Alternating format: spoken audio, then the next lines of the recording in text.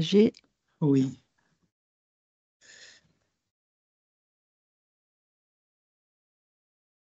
Est-ce que c'est bon là?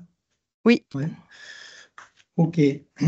Donc, on m'a demandé de. Donc, j'ai un exposé à vous faire par la suite, mais néanmoins, on m'a demandé de faire un peu une introduction sur ces trois exposés. Bon, Virginie, tu l'as fait un petit peu. Donc, je ne mets pas ma caméra parce qu'elle ne marche pas bien. Alors, de quoi est-ce qu'on va parler aujourd'hui? Donc, comme Virginie l'a dit, on va parler du projet européen Smarter et de ses principaux résultats. Donc, c'est un projet qui a eu lieu entre 2018 et 2023, qui était focalisé sur la sélection des petits ruminants pour l'efficience et la résilience. Donc, c'est un projet qui a été animé par l'INRA Genfis, dans un premier temps par Carole Moreno, puis après c'est Rachel Rupp qui a pris le relais.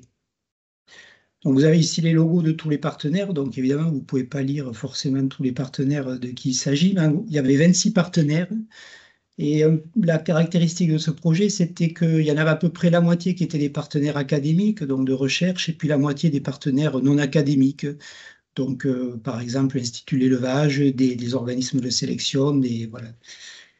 Et au-delà de ces partenaires, il y avait également, ont été inclus 31 stakeholders, c'est-à-dire des organisations, des acteurs non partenaires, mais qui suivaient le projet sans faire d'action particulière et un peu orientés vers la diffusion, la dissémination des résultats. Donc il y avait 13 pays, 10 pays européens, et puis l'Uruguay, le Canada et la Chine en plus. Donc, sans rentrer dans le détail de tout ce qui a été fait, en fait, le projet était composé de trois grands blocs. Le premier qui était l'étude des caractères liés à l'efficience et à la résilience, donc, et avec les compromis d'ailleurs entre l'efficience et la résilience. Donc, cette première partie qui est située en haut a fait l'objet de 2 webinaires de l'UMT Star en 2024, donc je ne vais pas y revenir. À l'autre bout du spectre, il y avait un paquet de tâches qui étaient reliées aux objectifs de sélection dans le cadre d'une évaluation sociale, économique et environnementale des stratégies de sélection.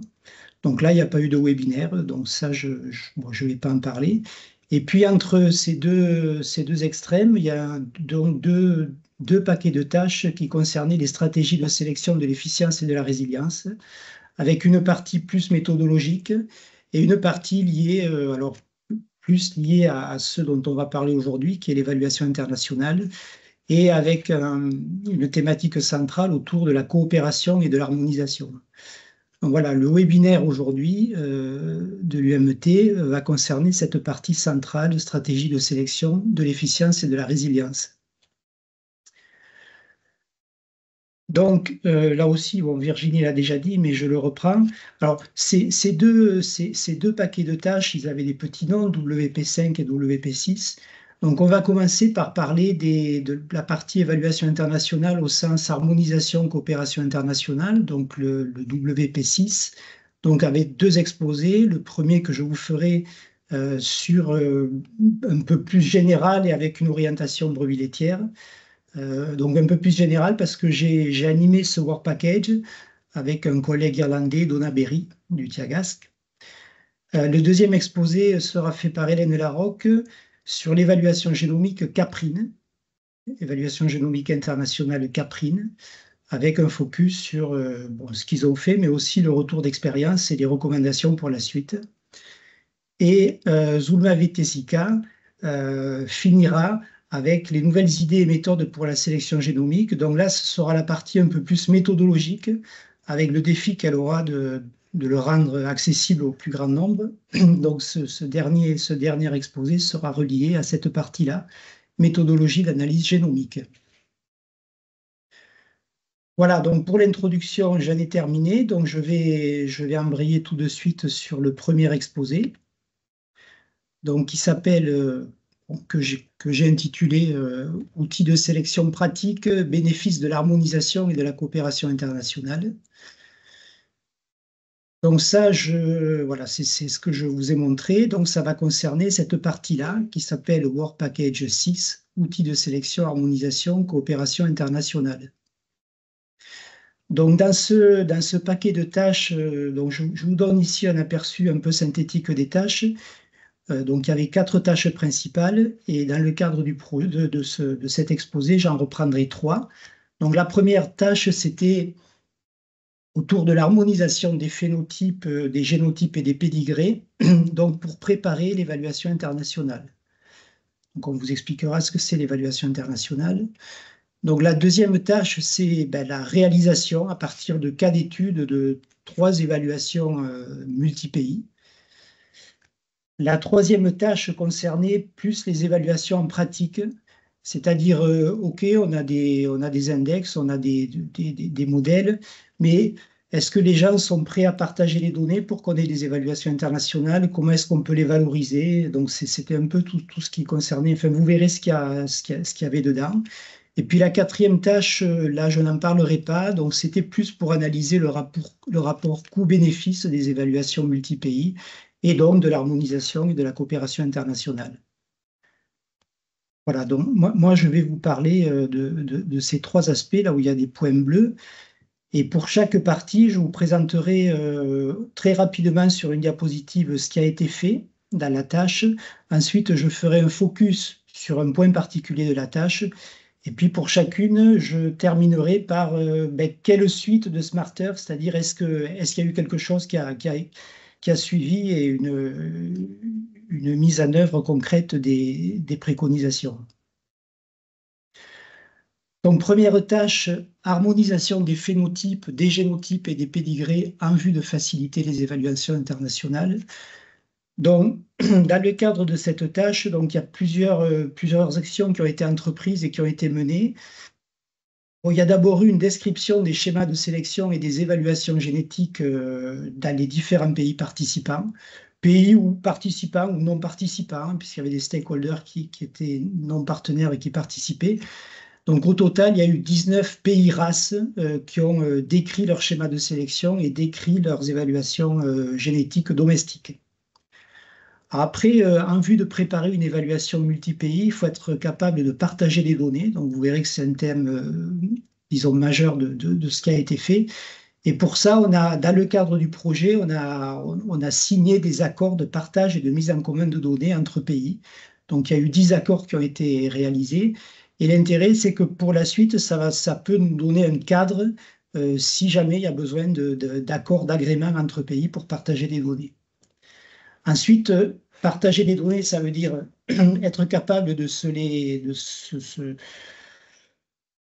envoyer sous un format qui soit identique pour tout le monde. Donc, on a défini des formats de fichiers d'échange de données en définissant un identifiant international, une façon d'échanger des données de pédigré, des données de divers phénotypes et des données de génotypes.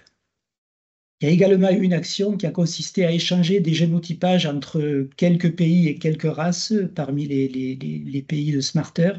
Et une des sorties de ça, ça a été de proposer des panels de SNP optimaux, sur différentes densités de puces. Par exemple, si on dit, supposons qu'on veuille 5000 marqueurs, quels sont les marqueurs qui sont optimaux entre les races qui ont été étudiées? Si on veut 10 000 marqueurs, quels sont les 10 000 marqueurs optimaux entre les races qui ont été étudiées? Voilà. Et le dernier aspect, qui était peut-être un des plus importants, et ce sur lequel je ferai le focus de ma présentation ici, de cette tâche, eh bien, c'est de proposer des recommandations pour le phénotypage de l'efficience et de la résilience en fonction de ce qui a été réalisé dans Smarter. Donc, sur ce focus-là, l'objectif, c'était donc de proposer des recommandations pouvant être utiles, alors, aux partenaires de Smarter, bien sûr, mais de manière plus large à une large communauté, que ce soit une communauté scientifique, mais aussi une communauté de services de sélection, donc au travers d'organismes, d'entreprises de sélection. Et donc pour ça, on a pensé que les guidelines d'ICAR, donc ICAR, ça veut dire International Committee for Animal Recording, donc c'est une ONG qui produit un certain nombre de services pour les organisations de sélection et notamment des recommandations, donc que l'on appelle guidelines. Donc, l'objectif, c'était de se positionner dans l'idée de réaliser des guidelines, donc des recommandations ICAR. Et donc, ce sur quoi on s'est attaché, c'est de créer, de se mettre en ordre de bataille pour créer une nouvelle section parmi les recommandations dédiée à l'efficience et à la résilience en petits ruminants. Bon, vous avez ici à droite, c'est les guidelines à ICAR, il y a différentes sections. C'est quand même essentiellement bovin, mais il y a quelques sections qui concernent les petits ruminants, par exemple ici, les moutons et les chèvres laitières, les moutons à viande, ici, section 21, et puis récemment a été adoptée une section concernant à la mesure de la laine. Et donc l'idée, ce serait de créer une nouvelle section, 24 ou 25 ou 26, sur l'efficience et la résilience en petits ruminants. Donc l'organisation et le cadre de travail sur lequel on s'est basé, ben voilà, on s'est beaucoup basé sur le travail réalisé dans Smarter, sur les apports de Smarter, mais pas que, vous verrez après. Et donc on a défini ces recommandations en différentes sections. Alors d'abord une section sur les caractères d'efficience, avec une partie sur l'efficacité alimentaire et une autre partie sur les émissions de gaz à effet de serre. Ensuite, une section sur les caractères de résilience, avec les caractères étudiés dans Smarter. Donc, tout ce qui concernait la santé, la résistance aux maladies. Et là, on s'est focalisé sur la résistance au parasitisme, la résistance aux infections mammaires et le piétin, la survie du fœtus et du jeune, le comportement, que ce soit le comportement des animaux vis-à-vis de leurs congénères ou vis-à-vis de l'homme, la réactivité maternelle, ou bien aussi le comportement au pâturage. Donc, par exemple, les Grecs ont fait des apports sur comment les animaux se comportaient au pâturage, avec notamment l'utilisation de GPS, et puis une sous-section sur la longévité fonctionnelle. Et puis, on s'est dit, ben, tous ces caractères, ils sont intéressants, mais il y a quelque chose qu'aujourd'hui, on aborde, enfin, qu'on aborde de plus en plus, mais que jusqu'à présent, on abordait peu, c'était comment est-ce qu'on pouvait documenter l'environnement et documenter le milieu. Et donc, dans Smarter, il y a eu tout un travail sur l'utilisation des ratios alimentaires, donc notamment pour l'efficacité alimentaire, mais ça peut servir pour d'autres caractères, l'utilisation de données météo et possiblement l'utilisation de différentes données issues de capteurs variés. Donc, on a proposé des recommandations également sur la documentation de l'environnement et du milieu. Donc, pour écrire ces guidelines ou ces recommandations, bien, on s'est basé, comme je vous l'ai dit, sur le travail de tous les partenaires de Smarter qui a mené beaucoup d'inputs dans le système. Donc, il s'agissait de valoriser au mieux ces inputs. On s'est aussi basé sur d'autres projets. Par exemple, il y a un projet qui s'appelle Grass2Gas qui travaillait sur les émissions de gaz à effet de serre. Et puis, on s'est aussi appuyé sur le groupe de travail ICAR sur les petits ruminants, ce qui était facilité par le fait que ICAR était partenaire du projet. Donc, les 7 sous-sections que je vous ai présentées ici ont fait l'objet d'un livrable. Et l'objectif, ben bon, ça aurait pu se faire dans le cadre du projet, mais c'était quand même compliqué parce qu'il y a une démarche à faire. Mais donc l'objectif, c'était qu'au-delà de Smarter, on puisse faire agréer toutes ces sous-sections de différents caractères dans un cadre officiel de Guidelines ICAR. Et donc, j'en arrive à la dernière diapo sur la tâche 1. Est-ce qu'il y a une suite concrète à Smarter concernant cette histoire de recommandation? Eh bien oui, il y a quelque chose de concret. Donc, il y a une prise en charge du livrable par le groupe de travail ICAR sur les petits ruminants. Alors, ce qui va se faire dans un premier temps, c'est qu'il va y avoir des guidelines sur la résilience et sur la description de l'environnement. Donc, il y a un draft qui a été soumis, alors c'est tout récent, je pense que vous êtes les premiers à le savoir, qui a été soumis avant-hier ou hier pour validation, avec espoir que ça devienne officiel courant 2025.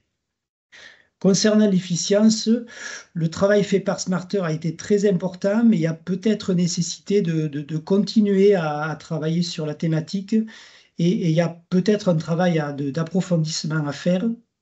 Et alors ici, bon, c'est peut-être de la cuisine pour vous, mais avec un peu une double tutelle, c'est-à-dire il y a eu, dans le cadre d'ICAR, il y aurait une tutelle petit ruminant, donc c'est le groupe de travail petit ruminant, mais aussi une tutelle d'un groupe de travail qui jusqu'à présent est bovin, qui s'appelle FIDENGAS, donc efficacité alimentaire, émission des gaz. Et donc ce travail sur l'efficience qui est en cours aurait cette double tutelle. Alors, sachant que le travail qui a été réalisé, il est très important, il est forcément évolutif. Il peut ne pas être complet, il peut évoluer au fur et à mesure qu'il y a de nouveaux caractères, de nouvelles mesures, de nouveaux prédicteurs. Et donc, ces guidelines sont vivants et sont appelés à évoluer au fur et à mesure des connaissances. Voilà, ça c'était pour la tâche 1. Alors, si je passe à la tâche 2, donc la tâche 2, c'était des cas d'études sur l'évaluation internationale, donc une évaluation multi-pays. Donc, il y avait 3 cas d'études. Un premier en ovin allaitant, qui aurait pu inclure la France, et puis, bon, pour diverses raisons, ça n'a pas été possible. Donc, c'est un travail qui a été fait dans le cadre d'une collaboration entre les Britanniques et les Irlandais, donc sur le poids, l'épaisseur de muscle, l'épaisseur de gras. Donc, il y a un travail qui a été fait sur les chèvres entre 4 pays. Donc là, je ne vais pas en parler, c'est le focus que va faire Hélène Larocque dans l'exposé suivant. Et moi, je vais vous donner quelques éléments sur ce qui a été fait à Novain-lait, donc sur la production laitière entre la France et l'Espagne. Je vous ai juste mis sur la droite un point qu'on va, bon, sur lequel Hélène va revenir, et puis moi aussi un peu. Donc, comment dirais-je, le nerf de la guerre pour l'évaluation internationale, c'est que quand on compare deux pays, on a des corrélations génétiques entre les caractères des deux pays qui soient quand même relativement importantes, ce qui sous-entend d'avoir des connexions génétiques. Et donc, si on met une barre à 70% de corrélation génétique, ben, vous voyez que selon les diverses situations, donc en chèvre, en brebis laitière et en brebis allaitante, ben, on est dans la majorité des cas au-delà de ces 70%. Donc, voilà, on va dire que c'est un digest des principaux outputs de l'évaluation internationale, mais qui vont être détaillés. Donc, le cas d'étude Manèche-Latcha, en fait, Manèche et Latcha sont deux races, Manèche en France, Latcha en Espagne, qui sont des races sœurs, qui ne sont séparées que par la frontière, l'histoire politique et puis la montagne aussi. Donc, avec dans chacune dans chacun des deux pays une variante noire et une variante rouge. Donc, Manèche tête rousse, Latcha cara rubia, Manèche tête noire, Latcha cara negra. Voilà. Donc, ça, c'est le cas d'étude et ça a été focalisé sur la partie production laitière. Alors, qu'est-ce que c'est qu'une évaluation internationale? En tout cas, quelles ont été les options prises dans le cadre de Smarter, ce qui est différent de ce qui est fait en bovin à Interboule, par exemple. Donc, dans Smarter, on aura mis en commun des performances de femelles, donc qui vont être corrigées par différents facteurs, mais le modèle respectant celui de chaque pays. Donc, si je reprends ici ce qui est en bas, ben, le lait en manèche, on dit qu'il est égal aux effets de milieu qui sont appliqués en France dans l'évaluation domestique et de la valeur génétique des animaux. Et le lait en latcha, ce sont les effets qui sont appliqués en Espagne dans le cadre particulier de l'Espagne et la valeur génétique des animaux. Donc l'objectif, c'était d'utiliser les génotypages. Et donc concrètement, c'est une analyse bicaractère que l'on fait, chaque pays représentant un caractère différent. Donc le lait en manèche et le lait en latcha, on va considérer que c'est deux caractères différents. Et c'est là où on a besoin de corrélations génétiques entre pays. Et ces corrélations génétiques, eh bien, elles ne peuvent exister que s'il existe des connexions génétiques entre pays. C'est-à-dire, par exemple, des béliers qui sont utilisés dans les deux pays. Et, voilà. Et donc, c'est la majeure partie du travail, ça va consister à évaluer ces connexions. Alors, ces connexions, quelles sont-elles à Manèche et Latcha? Ben, si on regarde ce qui est à gauche ici, ça donne un peu une synthèse. Alors, d'une part, la plupart des connexions sont issues de transferts de gènes, alors pas via l'insémination artificielle, de la France vers l'Espagne. Ce qui, on verra, peut être un petit problème. Et donc, il y a 382 béliers d'IA Manèche tête rousse qui ont également des filles à Latcha tête rousse, qui ont plus de 10 filles à Latcha tête rousse. Et ce chiffre est de 73 béliers pour la Manèche tête noire, donc 73 béliers d'IA Manèche tête noire, donc qui ont des filles en France et qui ont aussi plus de 10 filles, enfin il n'y en a pas 73, il y en a 58 qui ont plus de 10 filles en Espagne. Donc, ce sont des échanges qui sont assez réguliers depuis les années 2000, avec une accélération depuis les années 2010, on va dire. Et une façon visuelle de voir bien, les connexions génétiques entre pays, c'est de faire une ACP à partir des génotypages, et où on voit bien ici qu'il y a une réelle connexion génétique entre les Lachas roux d'Espagne et les Manèches roux de France, chaque point étant un bélier, et on voit qu'il y a, qu'il y a une proximité relativement importante, proximité qui est un peu plus faible pour le rameau noir, donc entre la Lacha cara negra et la Manèche tête noire. Mais il y a quand même une existence de corrélation. Et après, le travail a consisté à évaluer cette corrélation génétique. Alors, entre les deux pays, donc entre le même caractère, qui n'est pas forcément le même caractère, mais des deux pays. Donc, si on avait une corrélation de 1, ça voudrait dire que le classement que l'on fait dans un pays est le même que celui que l'on fait dans l'autre. Donc, malheureusement, on n'a jamais une corrélation de 1. Alors ici, bon, je ne vais pas m'étendre sur la méthode, on a trouvé une corrélation génétique de 0,7, aussi bien dans la partie roux, Manèche tête rousse, la Chakara roubia, que dans la partie noire. Donc, ce sont des corrélations qui sont suffisantes pour faire de l'évaluation multi-pays, mais qui ne sont pas très très fortes. Et on aurait pensé qu'elles soient plus fortes, notamment Lacha et Manèche tête rousse, compte tenu de la plus grande proximité génétique. Alors, pourquoi elles sont de 0,7? Ben, il y a un problème de connexion qui est peut-être pas encore trop fort. Il peut y avoir aussi des interactions génotype milieu. Donc, le classement des animaux eh bien, ne sera pas le même dans le milieu français que dans le milieu espagnol. Il peut y avoir des différences de modélisation. On ne modélise pas de la même façon la production laitière. Et puis, tout simplement, le caractère quantité de lait n'est pas mesuré forcément de la même façon. Par exemple, en France, on mesure entre le sevrage et la fin de traite, alors qu'en Espagne, il mesure entre la naissance, donc en prenant en compte aussi la partie allaitement, et 120 jours de traite. Donc, on a montré que ces caractères étaient très corrélés, mais ce ne sont pas exactement les mêmes. Donc, les principaux enseignements de ce travail, ben, ça a été que finalement, le fait que les transferts de gènes se fassent que dans le sens, de manière unilatérale, dans un sens manèche vers Lacha, ben, peut-être que c'est une des raisons de ces corrélations génétiques suffisantes, mais peut-être pas très très fortes. Alors évidemment, on se dit qu'il faudrait organiser des inséminations de Lacha manèche. Bon, c'est ce qui est en train de se faire. Il reste du travail sur les précisions, sur la prise en compte des différences de moyenne génétique entre pays et sur les différences de gains génétiques selon que l'on se situe dans une évaluation intra-pays ou dans une évaluation multi-pays. Alors, donc il y a des questions, il reste du travail. Question, est-ce qu'il y a une suite à Smarter concernant cette évaluation multi-pays en ovin lait? Eh bien oui, il y a un projet qui a un peu pris le relais, alors qui est différent évidemment, qui s'appelle Hardy 2, qui est un projet interreg entre la France et l'Espagne, et qui a pour but de continuer à travailler sur cette mise en place d'évaluation génomique entre Manèche et Lacha. Alors l'objectif étant de faire en sorte que la production laitière, il y ait une évaluation de routine et qu'on fasse une évaluation sur la richesse du lait, sur la morphologie de la mamelle, dans une approche R&D, la routine étant pour plus tard. Et alors pour ça, je pense que ce qui est intéressant, parce que si on dit que le fil rouge, c'est quand même l'harmonisation et la coopération internationale, dans le cadre de ce projet Hardy, on collabore avec Interbool, donc, qui est le centre de calcul où se font les évaluations internationales bovines. Et donc, on collabore notamment pour la gestion des génotypages qui sont issus de plusieurs plateformes, Illumina, Affymetrix.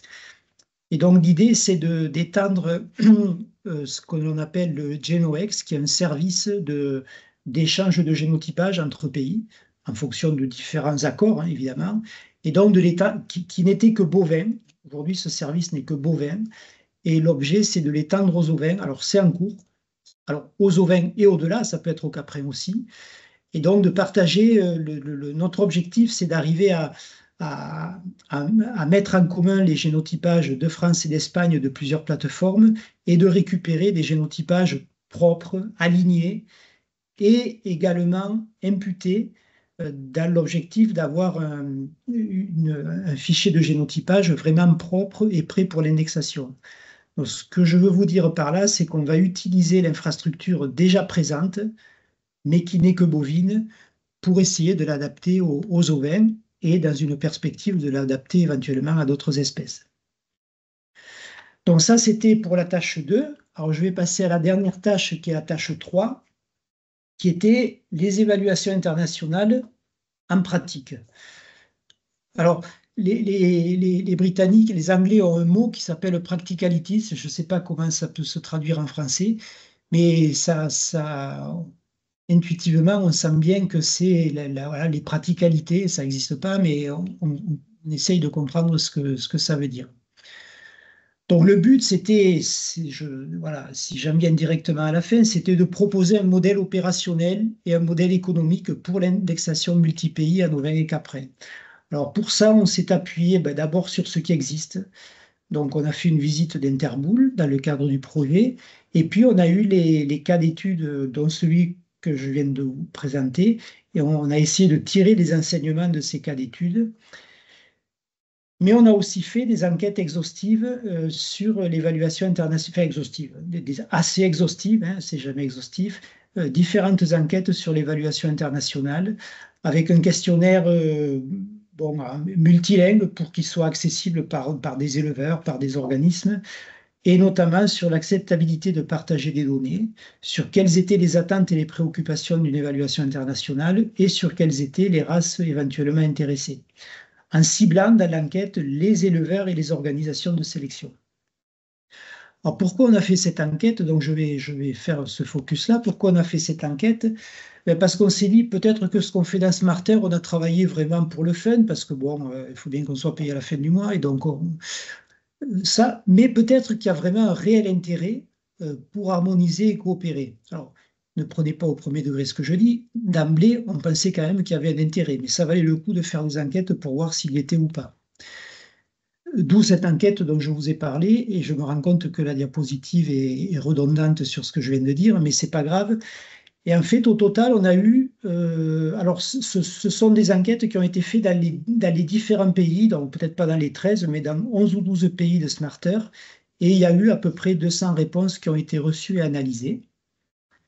Alors, avant de faire cette enquête, on en avait fait à l'intérieur des partenaires de Smarter pour essayer de voir quels pouvaient être les avantages et les préoccupations liées à une évaluation multi-pays. Alors, je vous présente parce que ça va être repris après. Parmi les avantages qui ressortaient et qui ont été proposés à l'enquête, eh bien, quel intérêt d'une évaluation multi-pays? Il peut y avoir un intérêt pour les programmes de sélection domestiques, donc de chaque pays, un intérêt pour les éleveurs. Alors forcément, ces deux thématiques sont très proches, parce que si ça intéresse les éleveurs, les programmes de sélection, ça intéresse aussi les éleveurs. Un intérêt d'avoir des échanges plus équitables entre pays. Si on a un index dans l'échelle de son propre pays, donc on est capable de comparer les reproducteurs dans l'échelle qu'on est habitué à manipuler. La reconnaissance internationale pour le pays qui est engagé là-dedans. Le fait d'avoir un réseau de coopération et de collaboration internationale, et puis un aspect beaucoup plus économique, hein, donc les bénéfices économiques pour faire de l'import-export. Parmi les préoccupations, ce qui est ressorti le plus, c'est le fait quand on fait une évaluation internationale, c'est le fait de promouvoir quelques races commerciales. Bon, si on prend les bovins, par exemple, ce serait de promouvoir l'Holstein. Bon, et si on le met en ovin ou en caprin, voilà, il y a ce risque-là. Le fait que le coût puisse être élevé pour le secteur des petits ruminants, bon, voilà, c'est faire une évaluation multi-pays. Il y en a déjà une qui existe dans chaque pays, donc ça a un coût. Alors, on peut être riche et se le payer, mais ce n'est pas forcément le cas pour tout le monde. Il y a le risque d'une perte d'indépendance et de compétences sur le processus d'évaluation domestique, c'est-à-dire si l'évaluation est réalisée dans un autre pays, voilà, il y a ce risque de perte d'indépendance.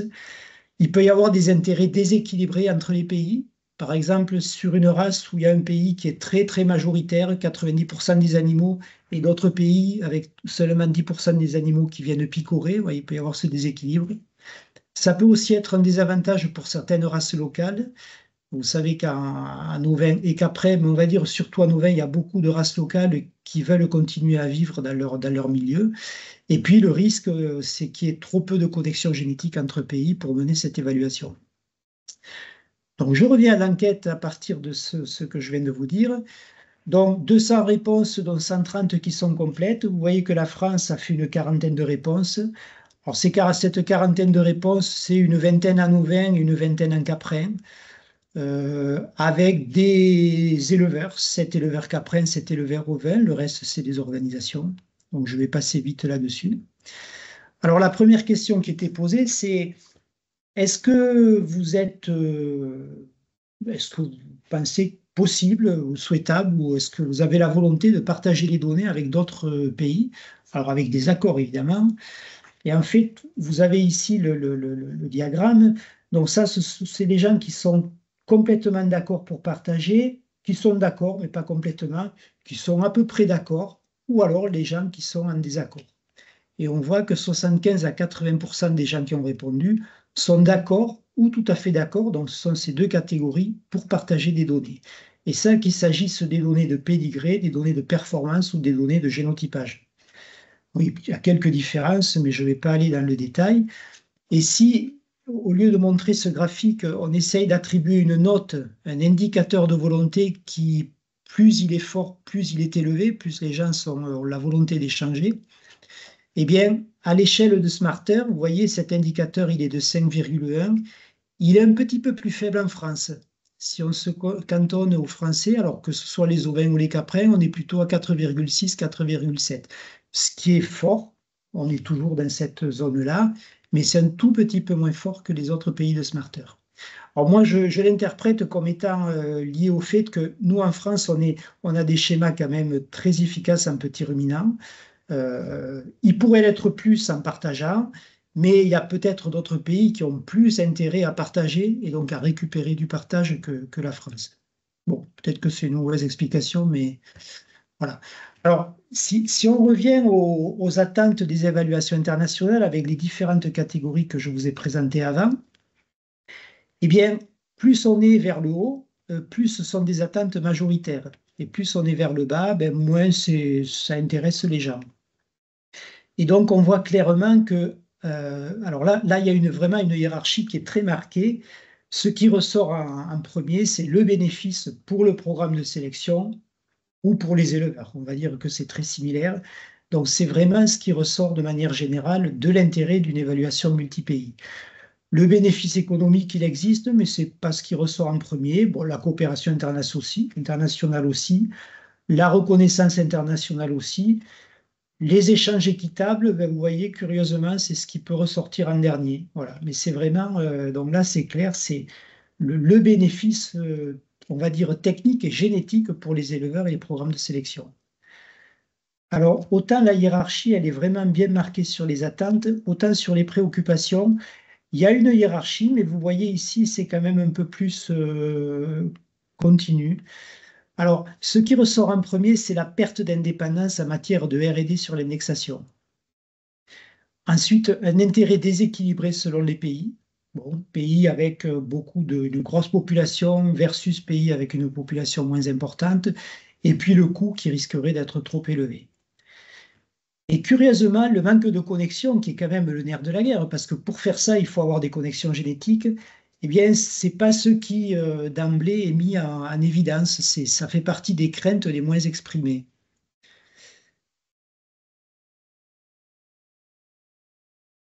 Hein. Bon, donc c'était intéressant. Alors évidemment, il peut y avoir des différences entre pays, entre la France et les autres, entre les ovins et les caprins, mais ça, c'est une vision un peu générale. Et en ce qui concerne les races intéressées, alors quand on interroge les organismes ou les éleveurs français, les races qui sont spontanément citées, ben, en ovin allaitant, c'est l'Île-de-France, le Texel et le Charolais. En brebis laitière, c'est la Manèche et la Laconne.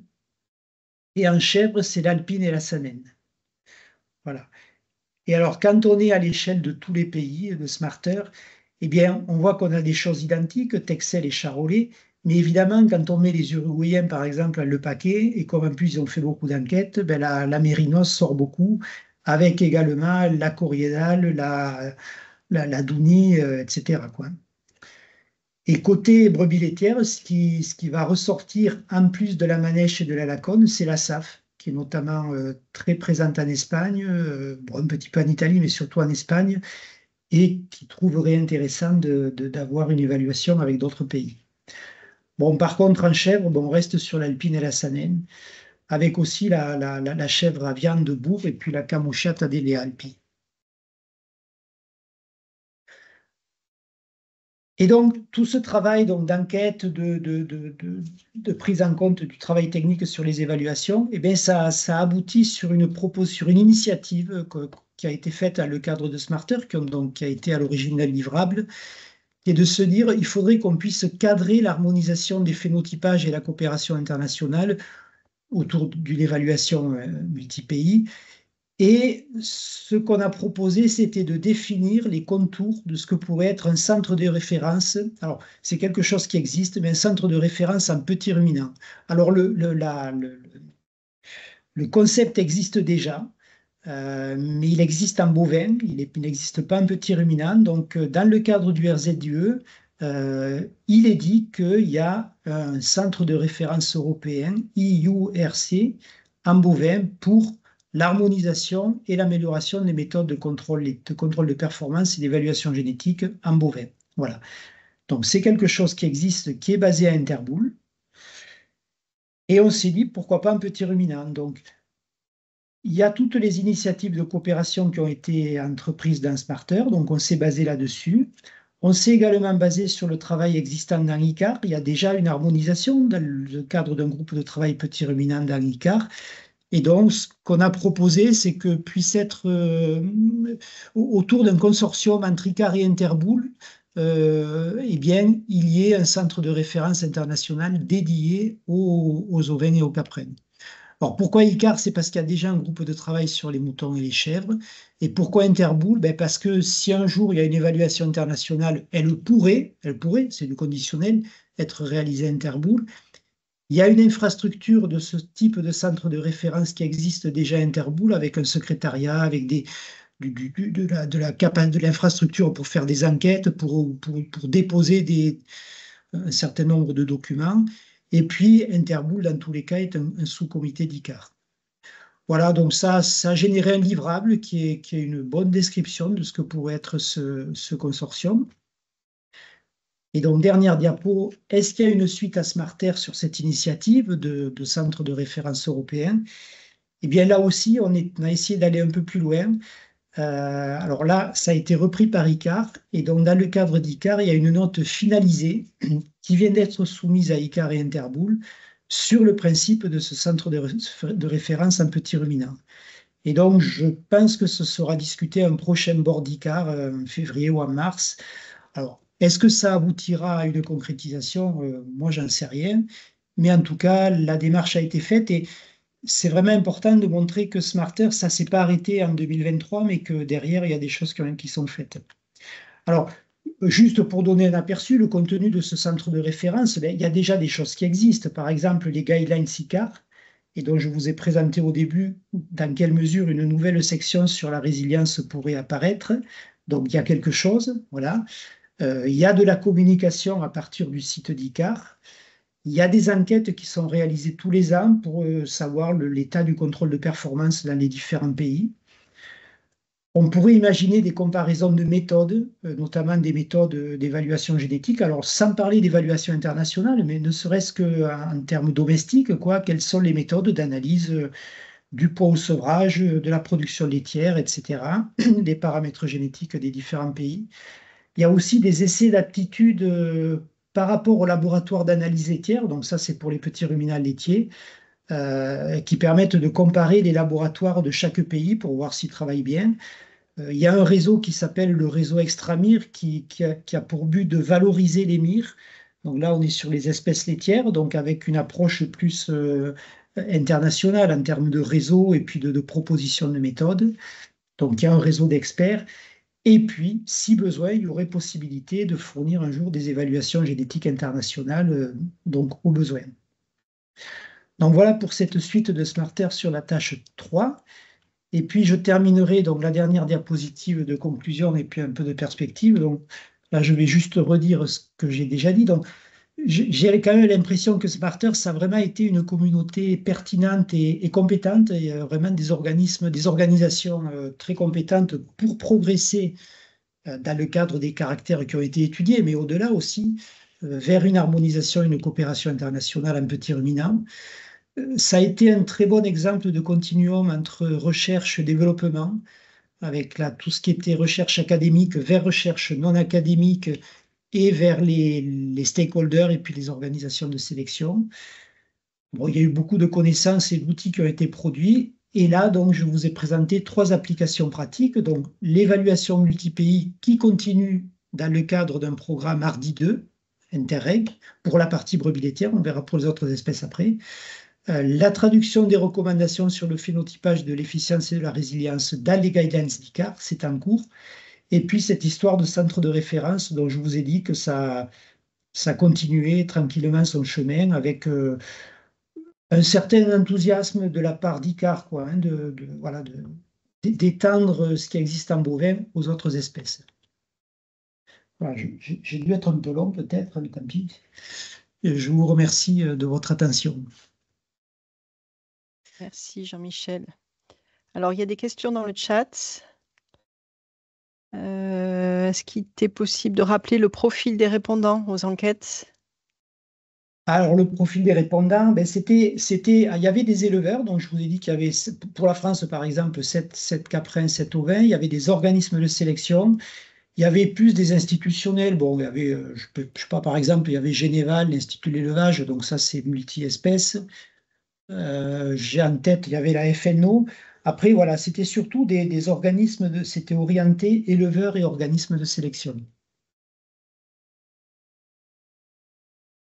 Ensuite, on te demande, est-ce que les aspects apports et échanges entre races et pays en rapport avec les adaptations climatiques à venir ont été abordés? Ça n'a pas été abordé de manière explicite sous cet angle-là. Après, ce que je disais, c'est que quand on regarde les corrélations génétiques entre pays, donc il y a un côté, si c'est pas de 1, il y a peut-être enfin, des problèmes, en tout cas, il y a peut-être des interactions génotypes milieu qui peuvent être dues à plein de choses, les différences de milieu, et notamment avec des différences climatiques, hein. Bon, les différences alimentaires peut-être, mais de systèmes de production, mais aussi climatiques. Mais ça n'a pas été abordé de manière explicite. Tu as une autre question. Est-ce qu'il y a une connexion génétique suffisante entre pays pour espérer un gain de précision dans l'évaluation internationale? Eh bien, alors ça, on ne peut pas répondre ça dans l'absolu parce qu'évidemment, ça dépend des situations. Alors, pour la partie brebis laitière entre Manèche et Latcha, oui, il y a une connexion suffisante. Donc, je laisserai Hélène présenter ça, ce qu'elle va présenter sur les caprins. Donc, elle dira si. Et là, on verra que dans certains cas, il y a de la connexion, dans d'autres moins. Donc, ça peut être. Après, il y a des situations où il n'y a pas de connexion, hein. Alors bon, je ne sais pas à quoi Laure fait allusion, mais si par exemple à Laconne, on compare la Laconne de Croatie et la Laconne française, je ne pense pas qu'on ait. Voilà. La connexion, c'est certainement le problème principal qui n'existe pas en bovin dans les très grandes races, puisque que ce soit en Holstein, en Brune ou en Jersiaise, voilà, les taureaux d'IA, ils circulent partout. Nous, le problème, c'est que les béliers d'IA ou les boucs d'IA, enfin, bon, je ne vais pas parler des boucs, mais les béliers d'IA, ils ne circulent pas, on est en semence fraîche, et donc c'est la difficulté. Avez-vous d'autres questions pour Jean-Michel?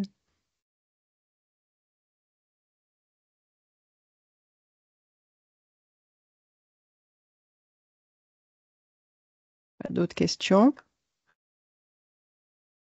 Bon, on poursuit. Hélène, on te laisse enchaîner.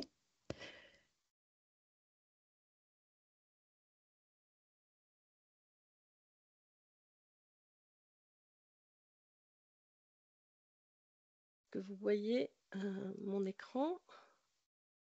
J'essaye de le passer en plein écran. Voilà. Est-ce que c'est bon? Vous m'entendez? Vous voyez bien? Alors, tu n'es pas en mode de présentation. Voilà. Là, je ne le suis plus là.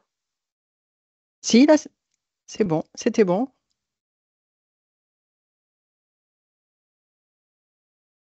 C'est bon toujours? Parce que Non, là, tu l'es plus. non, voilà, je l'ai plus. Il faut un petit temps, il y a un petit temps, on dirait. Hein.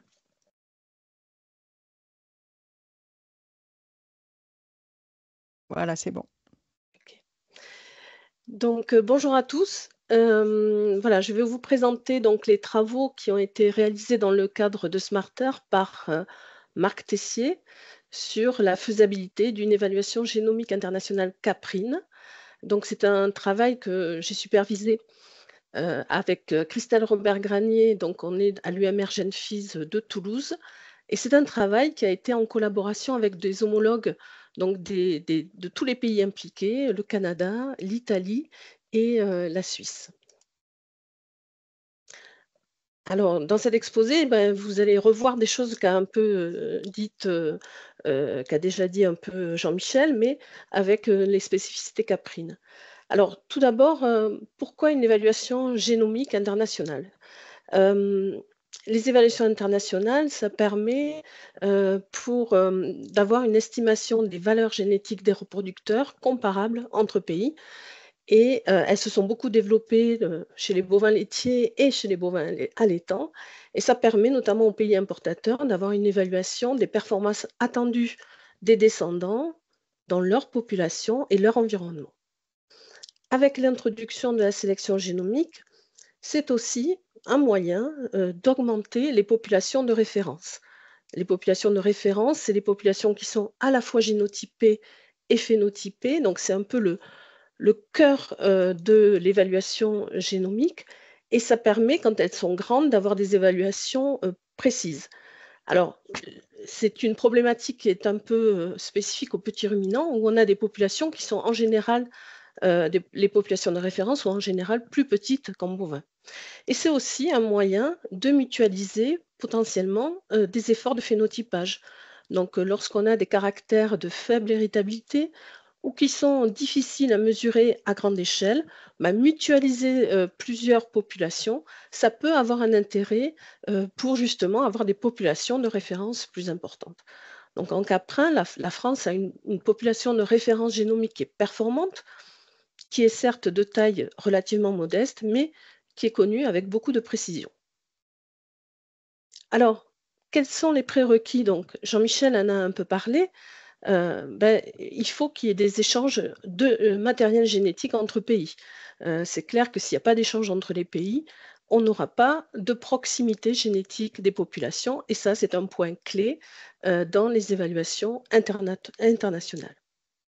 Il faut aussi que les phénotypes soient mesurés de manière similaire, ou presque, dans les pays, parce que ça peut entraîner des biais et des problématiques d'avoir des caractères qui ne sont pas mesurés de la même façon.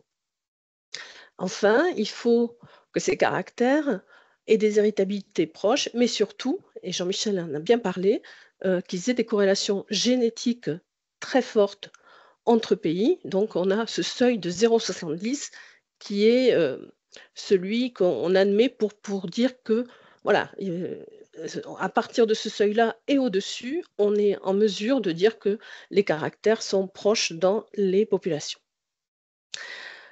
Alors, dans Smarter, 4 pays ont partagé leur phénotype, leur pédigré et leur génotype pour les races caprines, alpines et saanen. Donc, il s'agit du Canada, de la France, de la Suisse et de l'Italie. Alors, si on regarde les généalogies des animaux qui ont été partagées, elles sont représentatives quand même de la taille des populations en sélection dans ces pays. Et on voit clairement que la France a apporté le plus de généalogies Derrière, on retrouve l'Italie, le Canada et la Suisse. Donc ça, c'est un premier point, mais le point le plus important, c'est de savoir si il y a eu des échanges de matériel génétique entre pays. Et pour regarder ce point-là, eh bien, on a instauré une identification internationale pour pouvoir repérer les animaux qui sont en commun dans les différents pédigrés. Donc, on a mis en place un identifiant international dans lequel on a le pays, la race, le pays du pédigré, mais on retrouve le sexe et puis l'identifiant dans le pays d'origine avec le pays d'origine. Donc, je vous ai mis un tout petit exemple ici. Vous avez un animal alpin de race alpine qui est français et que l'on retrouve. Alors, je vais mettre le petit pointeur. Voilà, un animal français que l'on trouve dans le pédigré français, donc ici en bleu. Mais ce même animal français, on le retrouve dans le pédigré suisse. Et cette identification permet de faire la connexion entre les pédigrés. Alors, qu'est-ce qu'on a trouvé en fait? Donc, vous voyez ici les 4 pays et les pédigrés qu'on a trouvés. Par exemple, ici pour le Canada, on a trouvé quelques animaux français. L'Italie comporte dans ses généalogies pas mal d'animaux français que pour une partie, on a bien retrouvé dans les généalogies françaises, mais on a une petite partie, en orange ici, qu'on n'a pas retrouvée. Et ça, il y a des problèmes d'identification qui peuvent être importants. Donc, Marc Tessier, qui a fait ce travail, a fait tout un travail pour essayer d'aller le plus finement possible dans la recherche de morceaux d'identifiants communs entre les pays. Mais il y a eu quand même un petit déchet d'animaux qu'on n'a pas pu rattacher au pédigré français. Alors, globalement, ce qu'on voit, c'est que en fait, la France a exporté dans tous les pays et n'importe pas. Elle a exporté beaucoup en Italie, on a quand même 7% des animaux qui ont un père français en Italie. Elle a exporté en Suisse et au Canada. La Suisse a importé depuis la France, on voit ici les animaux français, mais on voit aussi qu'elle a exporté en Italie. Le Canada, lui, a importé depuis la France, mais c'est assez lointain et ça se situe avant 2009. On a par ailleurs des connexions un peu secondaires, par exemple entre le Canada et la Suisse, qui, dans leur généalogie, on retrouve des animaux français communs. Et pareil pour le Canada et l'Italie, ou la Suisse et l'Italie. Donc des connexions, mais principalement de la France vers les autres pays.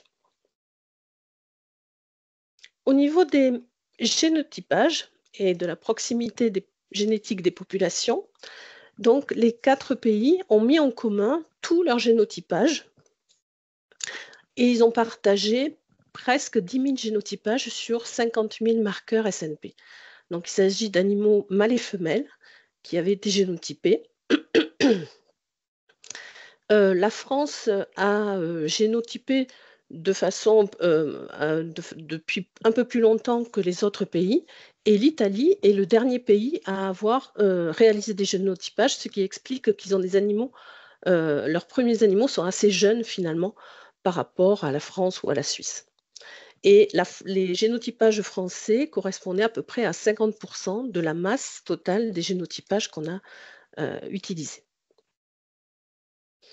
Alors, pour regarder la proximité génétique des populations, donc Jean-Michel en a parlé pour les races ovines entre la France et l'Espagne, eh bien on a fait la même chose pour les races, les populations alpines et sanaines.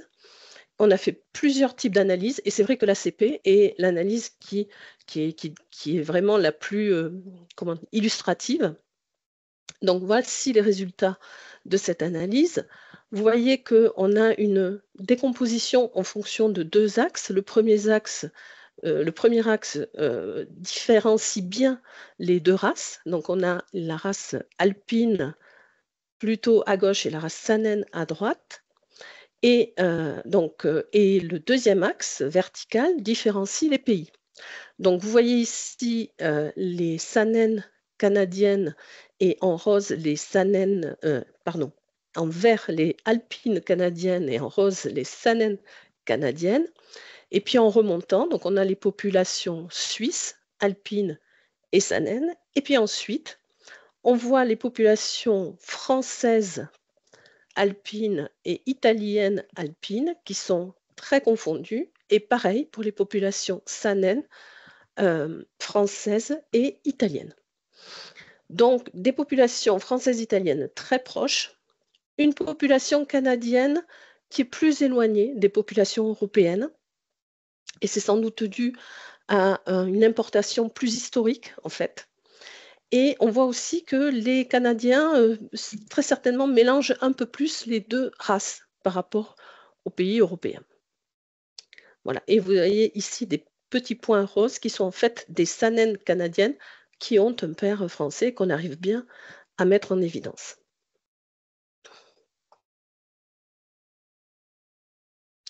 Alors, ça, c'est la proximité génétique des populations. Maintenant, quels sont les caractères et en fait, que font les pays? La situation est assez variable selon les caractères. Donc, pour les caractères de production laitière, eh bien, les 4 pays mesurent des quantités de lait, de matières grasses, de matières protéiques. Les taux butyreux et protéiques ont été fournis par la France et l'Italie seulement. Et puis, 3 pays, donc le Canada, la France et l'Italie, ont une évaluation pour des caractères de morphologie. Et pour ces caractères-là, on se trouve dans 3 situations. Les 3 pays mesurent les mêmes caractères, par exemple l'attache arrière de la mamelle, ou bien 2 pays mesurent les mêmes caractères, par exemple l'orientation des trayons pour la France et l'Italie, ou la forme des trayons pour le Canada et la France. Voilà. Donc, dans l'étude, on a retenu, et je vous montrerai ici les résultats, de 3 caractères qui sont un peu représentatifs de ces situations. La quantité de lait mesurée dans 4 pays, le taux butyreux dans 2 pays, la tache arrière de la mamelle dans 3 pays. Ce sont aussi des caractères importants dans les objectifs de sélection. Et ce sont aussi des caractères qui montrent des héritabilités assez différentes, classiquement. Donc, sur les paramètres, alors, comment sont mesurés ces caractères? Pour la tache arrière de la mamelle, donc je vous l'ai dit, elle est mesurée dans 3 pays, Canada, France et Italie. On a une même échelle de notation de ce poste de mamelle et on a dans chaque pays des modèles d'évaluation génétique proches. Pour le taux butyreux, on a une unité de mesure qui est un peu différente entre la France et l'Italie, en grammes par kilo et en décigrammes par kilo, mais on a surtout des modèles d'évaluation qui sont quand même un petit peu différents entre les 2 pays.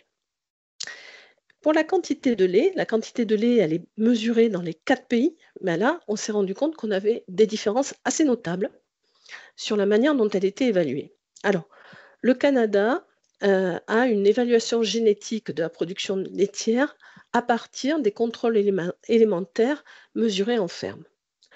Donc, ils nous ont fourni un calcul de la production totale sur 305 jours.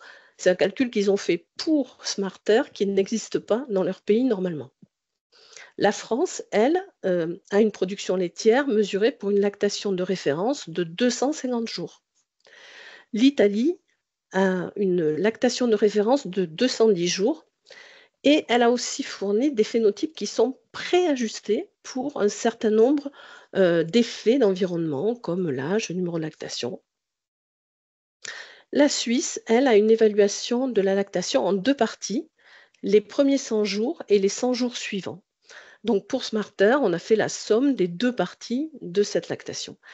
Et on s'est rendu compte aussi que pour cette quantité de lait, finalement, on avait des modèles d'évaluation dans chaque pays qui étaient assez différents. Et comme l'a dit Jean-Michel, on est parti des phénotypes des femelles, donc des mesures réalisées sur les femelles dans les pays, et on est parti des modèles génétiques qu'utilisaient ces pays.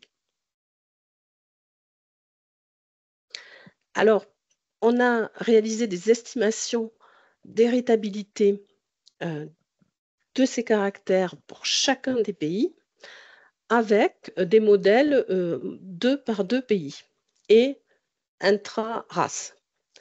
Ce qu'on peut voir ici, donc vous avez les 3 caractères, les estimations en bleu pour le Canada, en orange pour la France, en vert pour l'Italie et en rouge pour la Suisse. Et pour la Suisse, on n'a que la quantité de lait.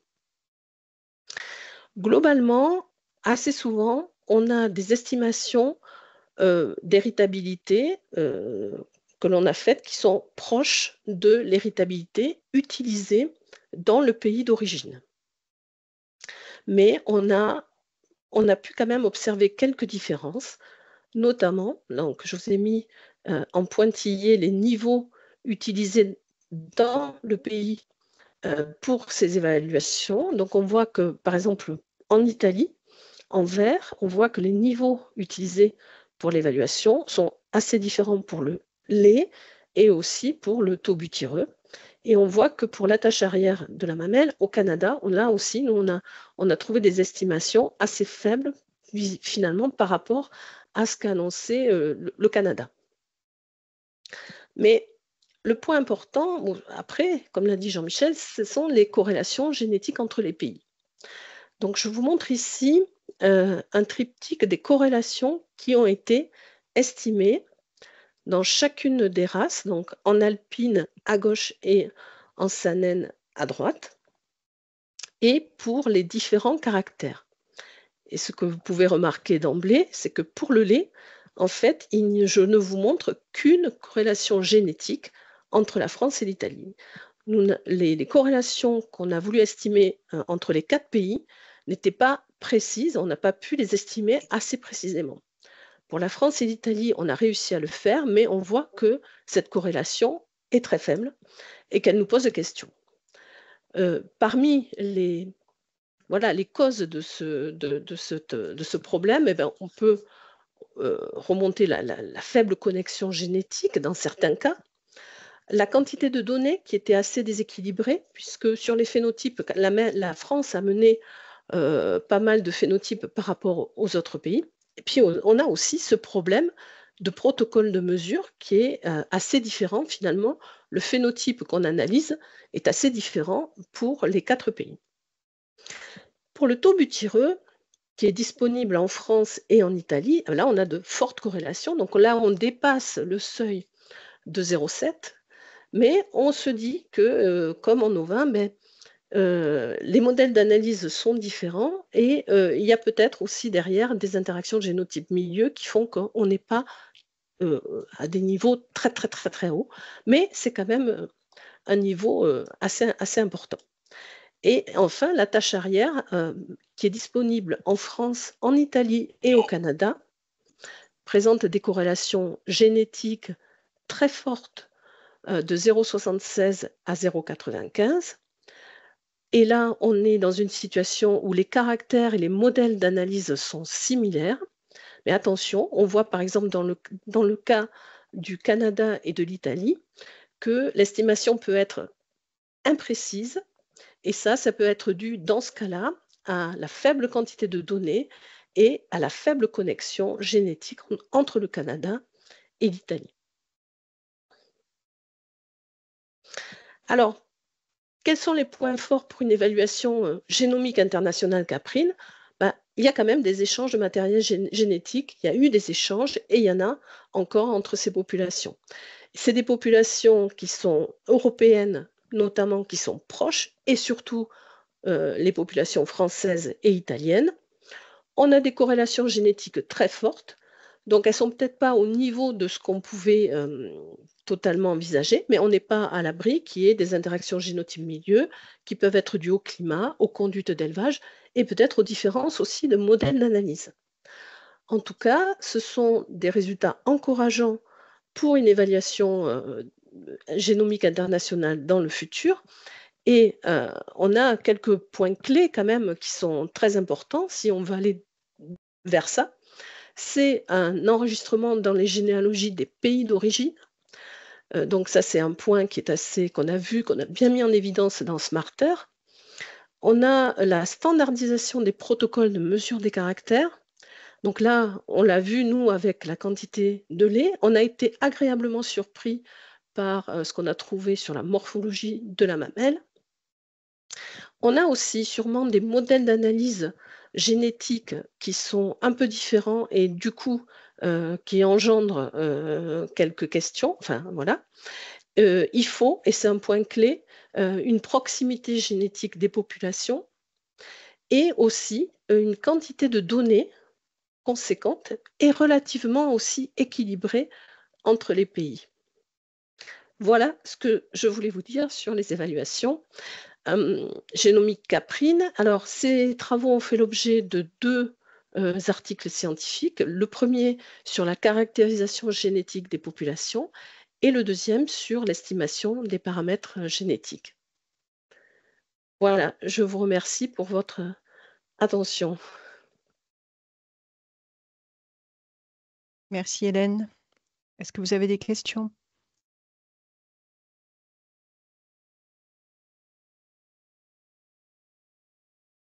N'hésitez pas à lever la main ou à poser la question dans la conversation. Donc là, j'ai peut-être répondu à la dernière question sur les connexions génétiques entre les pays, du moins pour les caprins. Voilà, où on voit que les populations européennes sont quand même assez proches génétiquement.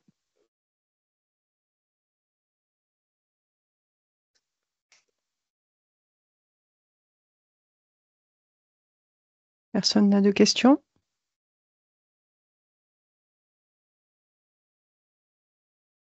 Bon. On va passer à l'exposé suivant alors. Zulma, on te laisse partager. Oui, vous m'entendez? Oui. Alors, est-ce que vous voyez la présentation? Oui. Mais elle n'est pas en mode présentation Non, pour le moment. ça que j'ai. C'est bon? Ça va venir, je pense. Oui, c'est bon. Ok. Bon. Bonjour à tout le monde. Moi, c'est que j'ai la tâche difficile de vous raconter quelques nouvelles idées et des méthodes pour la sélection génomique. Ce sont des travaux qui ont été faits dans le cadre de Smarter. Nous, on faisait partie de ce World Package 5 sur lequel a parlé Jean-Michel. Alors, pour vous donner un cadre général, je vais un peu rappeler que l'évaluation génétique chez les petits ruminants utilise la méthode single step depuis près de 10 ans.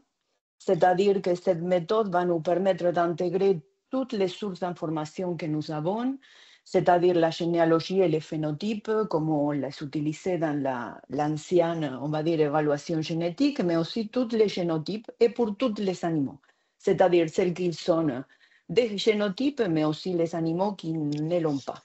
Comme vous voyez, cette méthode single step, elle est utilisée, elle a commencé à la race Lacon en 2015-2016 pour les races de Pyrénées et aussi en 2018 pour les Caprins.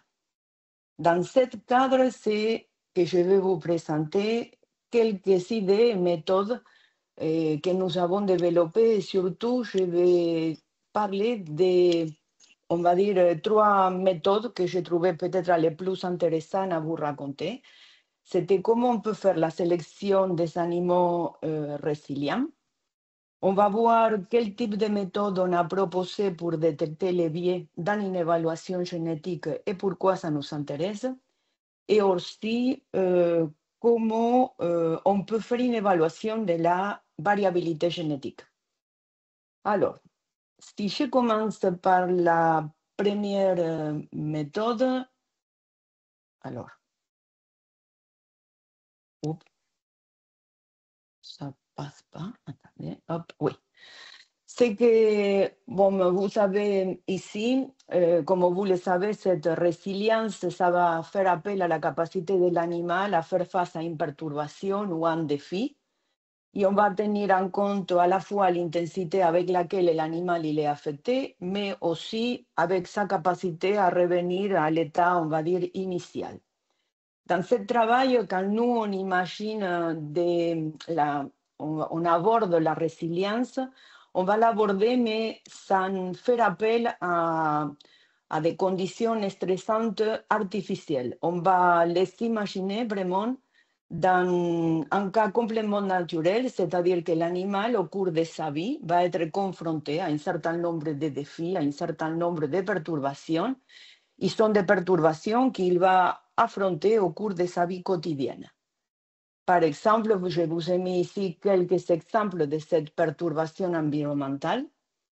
Un animal peut être soumis à des conditions extrêmes de température, d'humidité, mais aussi à des conditions sanitaires un peu difficiles. On va voir des choses qui peuvent les perturber liées à la conduite des animaux, des types de tâches particulières qu'on peut faire dans la ferme un certain jour, par exemple, ou aussi à des transitions alimentaires parce qu'on va changer l'aliment et comme ça l'animal va se retrouver perturbé. Et tout ça, ça peut avoir un impact négatif sur la productivité et le bien-être des animaux et c'est pour ça qu'on s'intéresse. Alors, pour essayer de voir comment on peut sélectionner un animal résilient, la première chose, c'est qu'on va se dire, OK, les jours où il y a un stress, il y a des animaux qui vont être plus ou moins sensibles. C'est-à-dire que la méthode que nous avons proposée, elle est capable, nous allons détecter cette sensibilité différentielle et ça, on va le faire grâce aux performances des animaux. Et cette sensibilité différentielle va devenir notre caractère un peu de résilience. Alors, les performances... Oh là, t'arrêtes de rouler à gauche, toi, là, tu fais quelque chose. Oups. Pardon.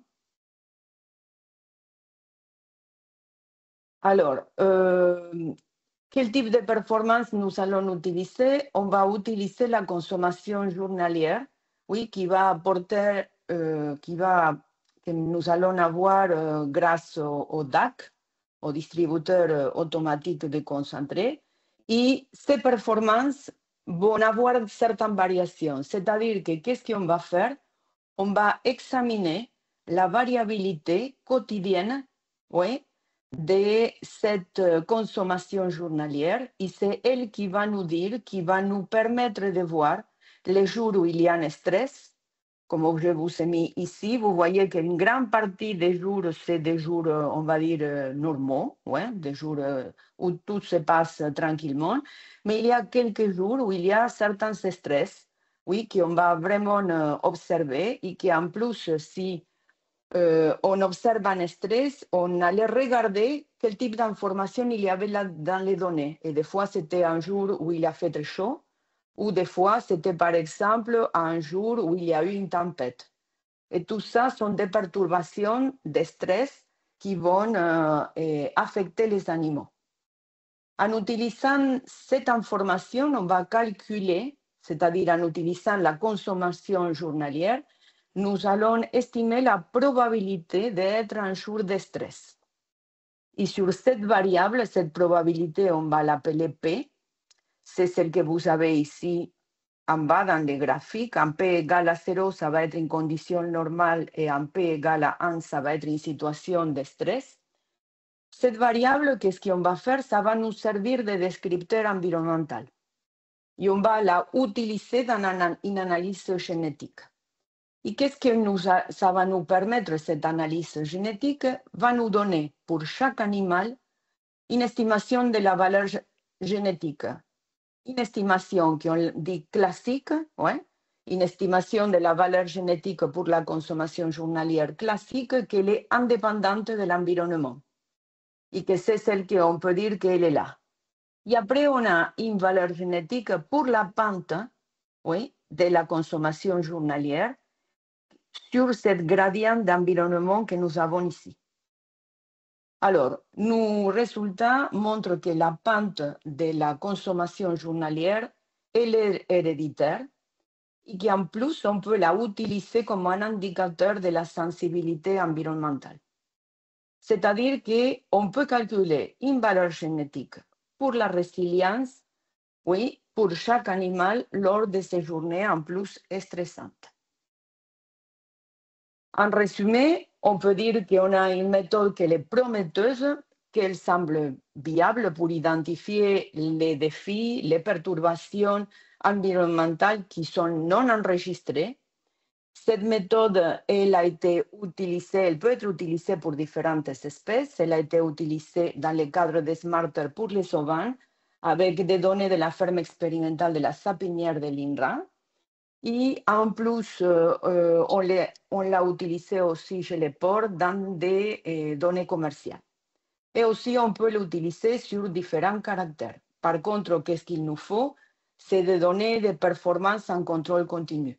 Comme on avait vu justement les données qui proviennent, par exemple, d'un DAC, ou aussi, par exemple, on peut s'imaginer qu'on peut l'utiliser dans des données, par exemple, un distributeur automatique de lait, oui, pour des agneaux, par exemple, c'est le type de données sur lesquelles on peut aussi l'utiliser.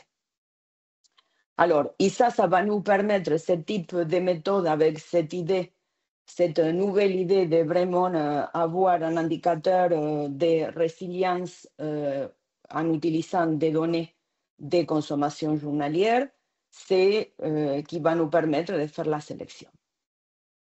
Alors, si je passe à le 12e sujet que j'ai choisi, c'était un peu, ce sujet, il est lié à ce qu'on appelle la détection du biais dans l'évaluation génétique. Première chose, pourquoi on va s'intéresser au biais? La première chose, c'est si vous avez ici, imaginez une espèce de cercle, vous avez au centre, ça c'est la vraie valeur génétique. Nous, ce qu'on souhaite, c'est la estimer, mais en plus la estimer avec une bonne précision et sans biais. Ça veut dire que ce qu'on souhaite, c'est avoir ce que nous avons complètement à droite, une bonne précision. Pourquoi? Parce qu'imaginez-vous qu'on est en train d'estimer la valeur génétique d'un animal au cours de sa vie. Comme ça, ce qu'on veut, c'est qu'il soit une bonne précision et surtout pas biaisé. Parce que si vous regardez les cercles que nous avons au milieu, on a quand même une bonne précision. Tous les points sont plus ou moins concentrés. Mais par contre, elle est biaisée parce qu'elle n'est pas vraiment au centre du cercle, que c'est celui-là qui correspond à la vraie valeur génétique. Alors, si on regarde maintenant un graphique où nous avons les valeurs génétiques prédites ou les index, et on regarde par rapport à l'année de naissance, nous allons voir que les petits points rouges correspondent à des animaux confirmés, c'est-à-dire des animaux qui sont en CD élevé, sont beaucoup d'informations et on a vraiment, ça c'est les animaux confirmés avec les différents index. Si on regarde les gènes d'animaux, et on est en train de bien faire les choses, comme ça on a un progrès génétique, on va voir ici que ces animaux sont des animaux jeunes qui sont en couleur vert. On va prendre une règle de décision que c'est, on va décider qu'on va garder un certain nombre de ces animaux jeunes. Et en principe, les index de ces jeunes animaux devraient être situés autour de la moyenne génétique vraie de leur génération. Par contre,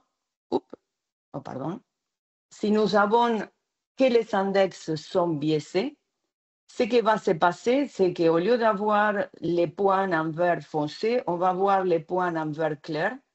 Et si vous regardez, la moyenne, maintenant, ça va être un peu plus haute, c'est-à-dire que tous les animaux sont alors surestimés. Et que la différence que nous avons entre la moyenne qui correspond à la valeur de sa génération par rapport à la valeur que nous avons avec tous les index surestimés, c'est celle qu'on appelle les biais. Qu'est-ce qui se passe si nous avons un biais? c'est que nous allons sélectionner plus de jeunes animaux que ce qu'on avait, nous les embryons. Quand on a un biais, on peut avoir les deux. L'exemple que je vous ai montré, c'est qu'on peut avoir une surestimation, mais on peut avoir aussi une sous-estimation des jeunes animaux, c'est-à-dire les animaux génomiques par rapport aux vieux animaux qui sont les animaux qui sont testés sur la descendance. Alors, si on a un biais où on sélectionne trop ou pas assez, et on est en train d'affecter quand même l'intensité de sélection. C'est-à-dire que c'est très important d'aller voir et pouvoir détecter ces biais. Alors, les biais dans les indexations n'étaient pas importants dans le passé, mais pourtant, on savait qu'il y avait, ouais, et qu'on sait que c'est un problème persistant dans toutes les espèces, mais qu'en plus, c'est mal compris. Comme ça, on a dit dans Smarter, bon, on peut travailler chez les ovins laitiers, que c'est un très bon cas d'étude, parce qu'il n'y a pas d'importation, comme ça on n'a pas d'autres groupes d'animaux, on a un seul isole par race, et comme ça on se dit, OK, on va essayer de travailler pour développer une méthode de détection du biais dans l'évaluation. Et on a mis au point une méthode qui est rapide, de facile vérification, parce que ça se fait par comparaison successive de différents de les index. Et cette méthode, elle s'appelle LR. Alors, on peut dire que c'est pour linear regression. Cette méthode LR, elle est capable de détecter les biais et elle est très facile à appliquer. Et ça, nous l'avons montré par simulation et aussi sur des données réelles. On a utilisé des données de la manège tête rousse et on a vu qu'il y avait peu de biais en moyenne. On a utilisé des données de la Lacon aussi et il y avait un léger biais, une surestimation d'à peu près un an de progrès génétique sur les animaux jeunes. Et on avait vu aussi que cette biais peut être éliminé en supprimant les anciennes données et que ça n'affecte pas le classement des individus. C'est-à-dire qu'en petit ruminant, on est en train de faire bien les choses. Alors, maintenant je passe au troisième. Soulma, excuse-moi. Oui. Excuse-moi de t'interrompre, mais les diapos sont très flous. Peut-être que tu pourrais couper ta caméra. Je pense qu'il y a un problème de débit. C'est vrai? Oui. Attends. Je coupe ma caméra. Oui. Vous les voyez très flous? Ça dépend des moments. Bon, on te laisse continuer de toute façon. Est-ce que ça a changé? J'avais un double écran, c'est pour ça. Ça a changé quelque chose ou pas du tout? Pas trop, non. Pas trop? Attends, j'ai fait un stop et je partage ça encore une fois.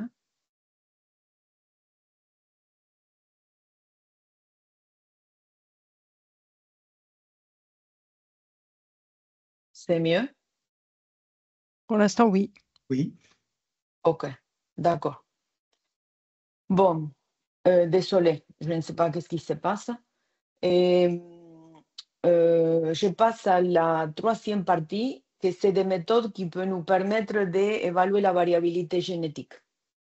Alors, on se pose la question très souvent si nous avons perdu de la variabilité génétique pour la sélection.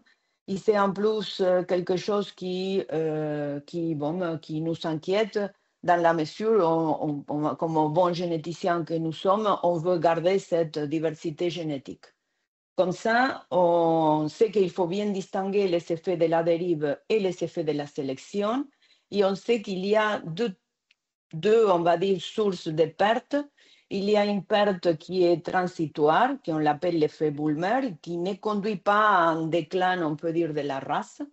Et par contre, on a une autre perte qui est due à l'augmentation de la consanguinité et que ça, par contre, on sait que c'est une perte irréversible.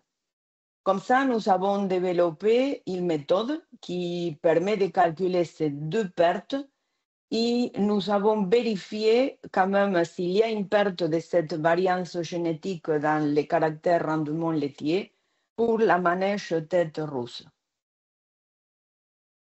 Alors, Ouais. Vous avez ici un graphique où nous avons en bas l'année de naissance des animaux et nous avons la variance génétique. Et en bas, en plus, ce qu'il est marqué, c'est le changement d'objectif de sélection avec un objectif de sélection plus orienté vers la production du lait. À partir de 2003, l'inclus de la richesse du lait et aussi la sélection pour la tremblante. Alors, ce qu'on a observé, ce que vous avez dans les graphiques en vert, c'est la perte que nous avons eue due à l'effet Bulmer et que ça représente autour de 10%. Celle qu'il y a en bleu, c'est la perte par consanguinité. Et cette perte, c'est autour de 3%. Et tout ce que vous observez en rouge, ça correspond à la variance génétique disponible. Et en plus, on observe qu'il y a une stabilisation de la variance génétique après 2003 et que la perte globale, si on met ensemble cet effet Bulmer et cette perte par consanguinité, c'est de l'ordre de 13%. Alors, qu'est-ce qu'on fait vraiment en pratique pour conserver cette variabilité génétique? On sait que les accouplements entre les cousins sont évités. C'est-à-dire qu'on est en train d'éviter la consanguinité récente. En plus, on sait qu'on fait une sélection des agneaux mâles au sein de la famille des grands-pères pour maintenir la diversité. Et en plus, cette règle d'éviter les cousins nous amène à avoir un ensemble de femelles très diversifiées. Quand on choisit les femelles, vraiment, elles sont très diversifiées. En plus, pour le remplacement des femelles, on sait que la plupart des femelles sont nécessaires pour le renouvellement, c'est-à-dire que ça nous laisse peu de marge de manœuvre pour optimiser cette partie. Mais on peut dire qu'il n'y a pas une perte d'importance de variants génétiques pour le rendement laitier chez la manège tête rousse. Les règles simples qui sont utilisées sont bonnes pour maintenir la diversité et on a limité la perte de la variance génétique à 3%. Après, on a une perte due à cet effet Bulmer de 10%. Alors, tout ça, c'était fait, comme vous avez vu, avant la sélection génomique, c'est-à-dire que l'effet de la sélection génomique, on ne la connaît pas. Et par conséquent, ça sera bien de faire, bon, comme se fait un suivi de cette variance, un suivi, on va dire, périodique, pour voir qu'est-ce qui va se passer avec la sélection génomique et quand on va avancer au cours des années. Alors, simplement pour finir, bon, j'ai parlé de 3 types de méthodes pour 3 choses que j'ai considéré que c'était assez différentes. Mais notre Work Package a travaillé sur beaucoup d'autres choses, beaucoup de refinements liés à la méthode Single Step, en termes, par exemple, de la précision, en termes, par exemple, de prendre en compte les relations de parenté entre des races différentes. Peut-être vous avez entendu parler des métafondateurs. On va dire qu'il y a beaucoup de travaux qui se sont faits dans cette Work Package et avec un groupe très intéressant qu'il y avait dans Smarter. Pour finir, je vais dire que je n'ai pas mis de photos, je n'ai pas mis de noms. L'équipe était très grande. Une partie de tous les travaux qui ont été faits à la sélection par la résilience ont été faits par Carolina Garcia Bacino, qui était un postdoc financé par Smarter. Et les 2 autres travaux étaient faits dans le cadre d'une thèse de la thèse de Fernando Macedo, mais qui était aussi financée par d'autres projets. Bon, je vous dis merci beaucoup pour votre attention. Merci Zulma. Je vais arrêter de partager. Ouais. Avez-vous des questions?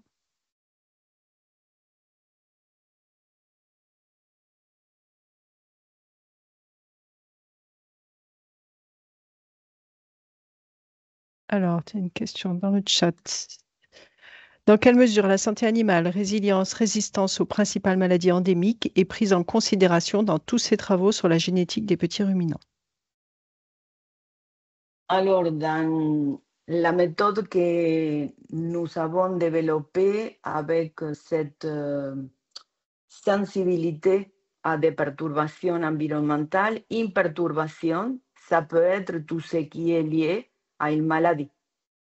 C'est-à-dire qu'on peut avoir quelques animaux qui vont être